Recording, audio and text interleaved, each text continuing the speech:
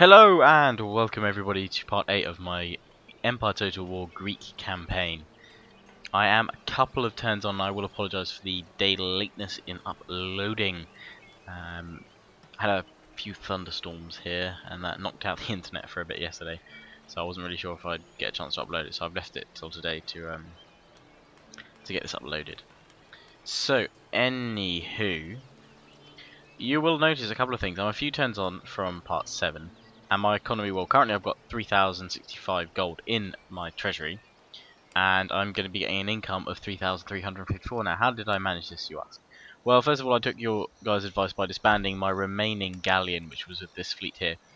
But also because it was only a matter of time, I didn't get enough time to do it at the end of part 7. It was only a matter of time now that I've got peace with the Ottomans once again, despite the sacrifice of giving up Istanbul, and I will say, for those of you that said, oh, why don't you just try a normal peace treaty before you offered a peace treaty with Istanbul, I tried a peace treaty. They were definitely not interested in a regular peace treaty, so I offered them Istanbul back, and which was causing me a lot of hassle anyway. So they've got that back. The relationships, as you can see on the world map, are pretty bad. Only Republic state factions are sort of friendly with me, or Britain's not too upset with me, but we'll leave that for now. I'll bring them around. I'll hopefully be able to conquer most of these guys at some point.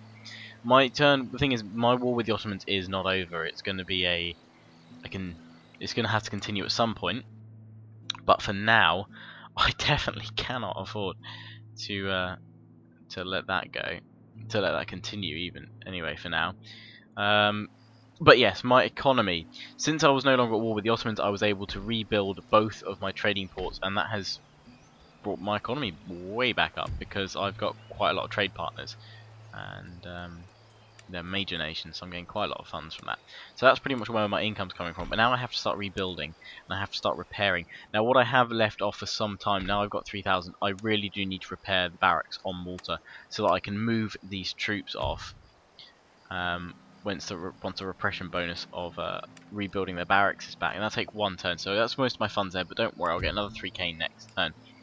The only other thing with this treaty with the Ottomans has complicated things is that now my my territory here in Bulgaria has been cut off, so I am going to have to go to war with them at some point or try and gain military access. But next time I do go to war with them, I will have two armies, one ready to pounce and take Istanbul, and the other to sweep round and take Belgrade and Sarajevo, so that I can and then move on to Moldova.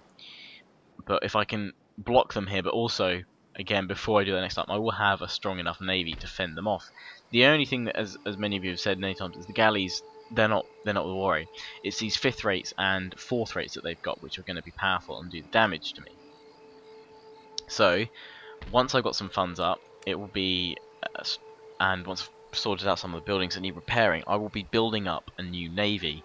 Now, I went for galleons last time purely because I wanted to expand my trade and have strong ships that could resist pirates. I learnt that from my Portugal campaign on Empire years ago now, that galleons were the way forward rather than merchantmen, Indiamen, because of how weak they were by comparison.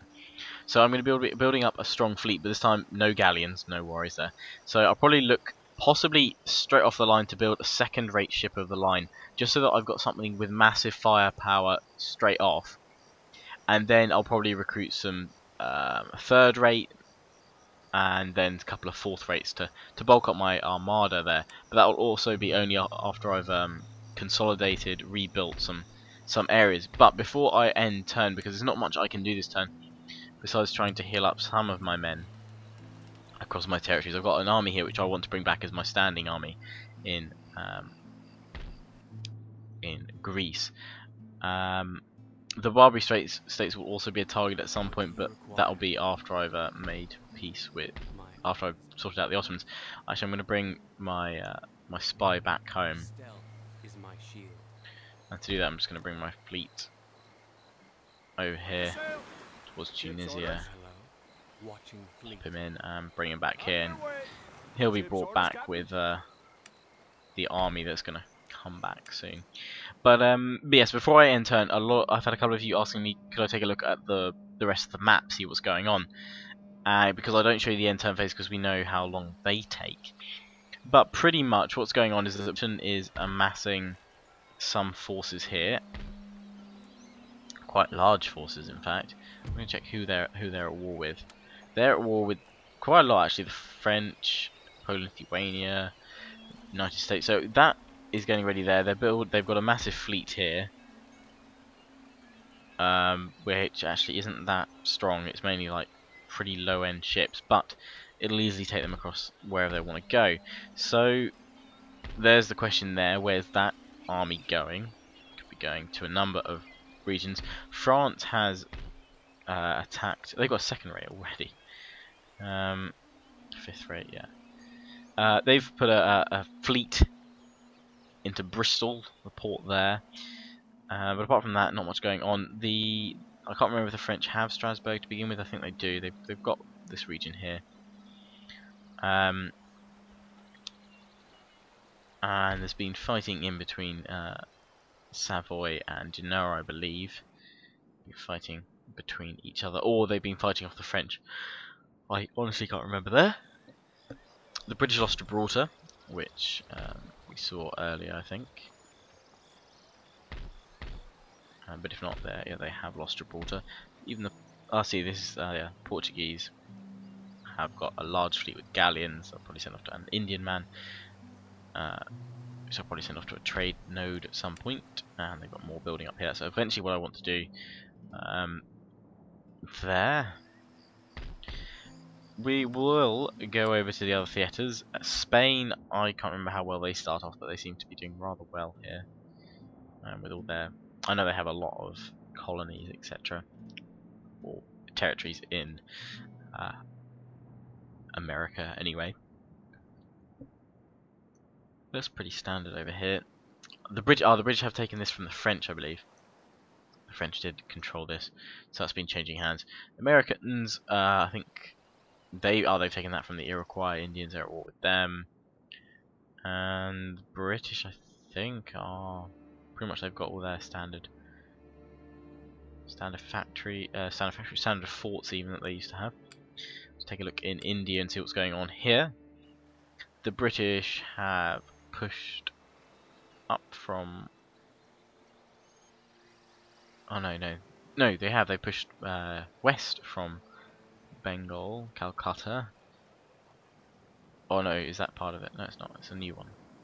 Sorry, I can't read the letters that well because of the screen resolution I have to run this on, so I can get better, smoother FPS when I'm recording. But yes, they've moved westward slightly, gained a little bit of territory there. Mysol's still there, and the Maratha Confederacy is pretty strong. They'll be facing off against the Mughal Empire. We've also got Afghanistan as an independent nation now because of the mod. Sorry, I'm yawning. It's been a lazy day for me. But yeah, and then we return to the map. So I am going to end turn for now, guys, and I'll see you guys at the other side of that. But I hope that's answered all your questions about, or just given you a rough idea of what's going on with the map. Oh, I should have looked at Eastern Europe, to be honest, Central Europe. Prussia along here, pretty standard. Denmark's long since ceased to be a nation, and the Swedish have got control there. The Russians, yeah, that's pretty standard. Okay, so I will see you guys at the other side of the end turn phase. And out the other side of that end turn. Oh, hello, who are you? Ottoman gentleman. Searching stuff. Ah, yes, I've been building things in Athens as well, because obviously I demolished that so that I could get a better rebellion. I won't be doing that next time if I do need to rebel. So I'm now building everything back up there to improve things going on here. Right, so let's see how things are in Malta. Now the governor's barracks is rebuilt. Superb.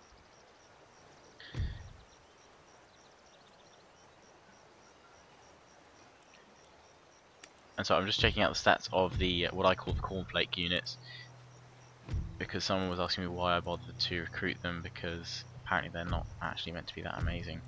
Well, I've recruited them, as you can see here. They're not great in melee compared to standard line infantry, but I recruited them because they actually have pretty good accuracy. Their range is slightly further, and their reloading skill is the same. So they're not great in melee, which line infantry are, but they're better shooters, which is what I was more interested in, getting the range there. And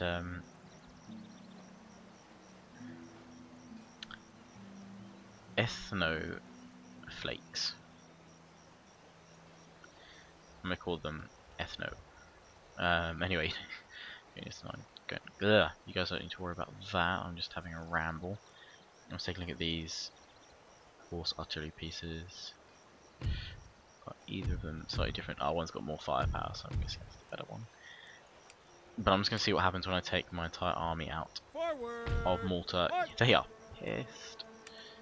They definitely don't want me leaving there. These guys are melee infantry apparently, but yes they are, they've got quite good stats, but they also good at range, so I'm just going to recruit a couple of them.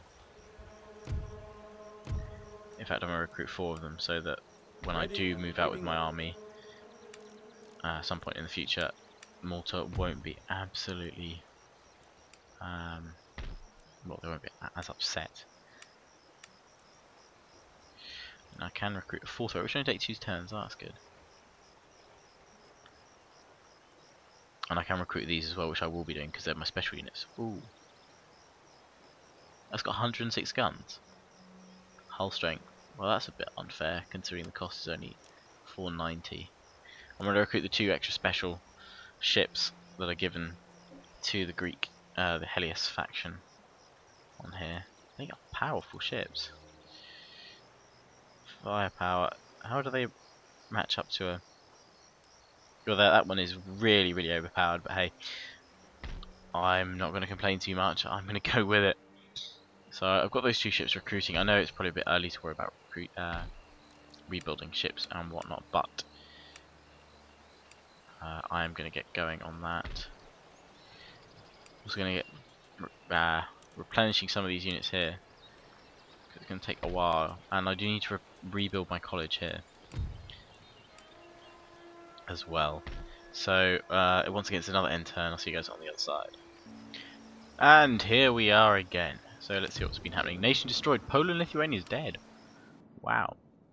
Ah, the Russians have just stormed in there along with the added assault by the Prussians and Austrians as well. Okay. First major casualty there. Trait gained. Ah, that's to my spy. Cool. Recruitment report. Helios, we've recruited a first-rate ship of the line. Well, hey, so that's what my special ship is, which is this one here. So it is a massive ship for Helios. A bonus with it comes in with the mod these extra units as well. Ships, which is good. It'd be nice if there'd been a unit detail background to them, but hey, I can live with that. You can only have one of these, obviously, but that instantly gives me naval supremacy over my rivals. So I've got here is a 72 gun. That's got to be like a 3rd rate, and then a 1st rate ship there, which would probably be enough to fend off those Ottomans now. But I'm not going to push it. Ultimately, I've got to admit, yeah, the Ottomans are my target. I'm going to rebuild here. The Ottomans are definitely my target because they're so close to me and they're in immediate proximity. If I expand and hold this empire, I'm in a good place to then push into India, either through land or by sea. But if I do grab this area, then I'm kind of consolidated because I don't have any real immediate enemies around this area, so I should be able to hold it. The main threat is from here.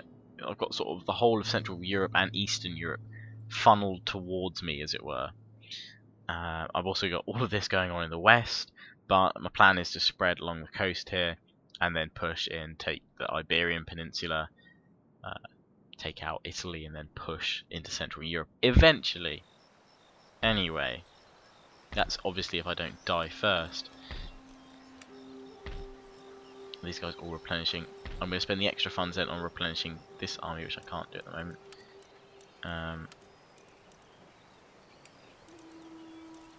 No. I can't replenish these guys yet because they need 790 odd. And nor can these guys. So extra money is going to be saved, rolled over for next turn. Getting less money now because I'm building things and recruiting units and ships, of course. So I'm not going to recruit any more ships now until I've increased my economy a little bit. But I'm just going to see now how bad it is when I move these troops out. Not so bad, getting there, getting there. They need a few more turns to... Yeah, resistance to foreign occupation, it's slowly got to die down. So probably in a couple more turns that will be far better. So I'm going to end turn again. And yeah, once again, see you on the other. And we're back again, and the election results are in. So as it says that my current government, after 2 auspicious terms in office, is stepping down to make way for a new cabinet of trusted compatriots. Most of them are alright. The Attorney General is neither good nor bad. The only thing is bad is the Secretary of the Admiralty. So I'm just going to go kick him right away. And instantly we get a better chappie. Although, to be honest, he'd be better for Justice Administration. And I can't fire another minister at the same time, but I'm going to put this guy into Justice. Oh, come on, let me switch you around. Can I not switch? Maybe I can't switch as... I forget if you can switch or not. In a republic. I doubt it doesn't look like you can. So it's obviously just constitutional. But anyway, he's better now anyway. This guy's good. This guy's pretty good. Diplomatic relations. This guy's neither good nor bad. As a president, particularly. Next election's in 8 turns. So we'll see. Anyway, but let me know if you honestly think I should have another rebellion and get a constitutional monarchy. I won't go back to an absolute monarchy, but I will consider a constitutional monarchy purely because of the benefits it does have. So let me know if you think I should go back to that or not. And if so, remind me of who I need to upset, the upper or the lower classes, I can't remember, or in a republic. Who is it? It's the middle or lower class. Remind me which one I need to upset to get a constitutional monarchy. Okay, right, so I really need to repair my college, but that's not going to happen anytime soon. I need a little bit more money to come in before I can do that. I am going to finish off replenishing this army here. So I do have a standing force here. So obviously I can pick them up if I send some men through ports and stuff, so that's fine. I've got these guys here to defend, skirmishers. Likewise over here. And let's see what is everyone getting happier here. Slowly it's happening. Very, very slowly they're getting happier here. So in fact I'm going to make use of my navy and my agent for now and just bring the whole navy over here.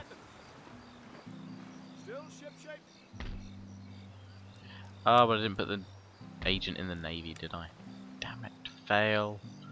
I'll bring them back and do it again next turn. Whoops, didn't get him to embark on my fleet. Anyway, I am going to probably wrap up there, but just so you do know, I haven't forgotten about what I'm researching. I'm researching the socket bayonet, and I've already got fire by rank.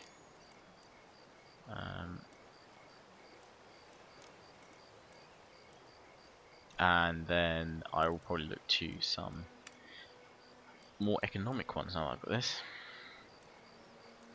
So improve my economy, but that'll be after I've got Bucharest repaired. So, as always, hope you enjoyed this part. Let me know what you think about another revolution, not rebellion, a revolution, to change to a constitutional monarchy, and remind me how to do that, which class I need to upset, the middle or lower class to get that, because I can't remember right now.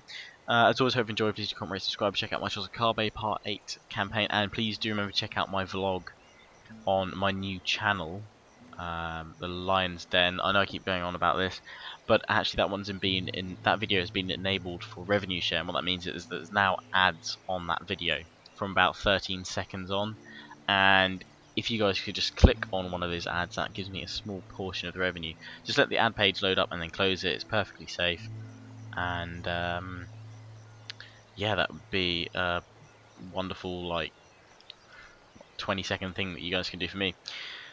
And please do subscribe to my new channel, Lionheart's Den. Link to it will be in the description, and link to it's on my channel page as well. New video for that. I was planning on getting it up today, but the weather hasn't been great, so I haven't actually been able to do the filming that I wanted to do. So it's probably going to come up in the next couple of days when I get some decent weather and some time to do it. But stay tuned, it will be up over the next few days. So yes, as always, comment, rate, subscribe, thumb up this video. See you guys again soon.